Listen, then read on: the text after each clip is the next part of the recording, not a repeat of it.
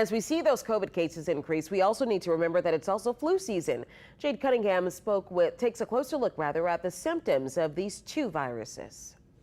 COVID-19 and the flu are both highly contagious respiratory viruses. This unfortunately means symptoms are similar for each, but there are a couple differences worth noting. Differences you should know about. First, when symptoms appear. With the flu or a simple cold, you'll start feeling sick pretty quickly, about 1 to 4 days after infection. COVID, though, can take longer. The CDC says typically symptoms appear around day 5, though they can show any time from 2 to 14 days from exposure. If you're feeling a bit off, knowing what you have can get complicated since many symptoms overlap. COVID and the flu can cause shortness of breath, a cough, fatigue, body aches, and headaches. You can have a fever with both. For COVID patients, it can be 100 degrees or higher, while flu sufferers can get a fever of up to 102 degrees that lasts for 3 to 4 days. Vomiting and diarrhea can sometimes happen, but with the flu, it's more common in kids. A sore throat and headaches are also typically associated with the flu, but you are more likely to have COVID if you've lost your sense of taste and smell.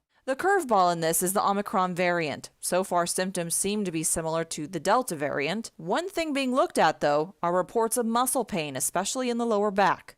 So the bottom line is this: determining what you're sick with can't be based on symptoms alone. So if you're not feeling right, it's recommended you get tested and diagnosed. And instead of heading to that holiday party, it's best you stay home. Jay Cunningham, Eyewitness News. Well, the CDC also reports it's possible to get the flu and COVID-19 at the same time. Now, this means that you could experience all of these symptoms at one time. We have more information on our website, WWLTV.com.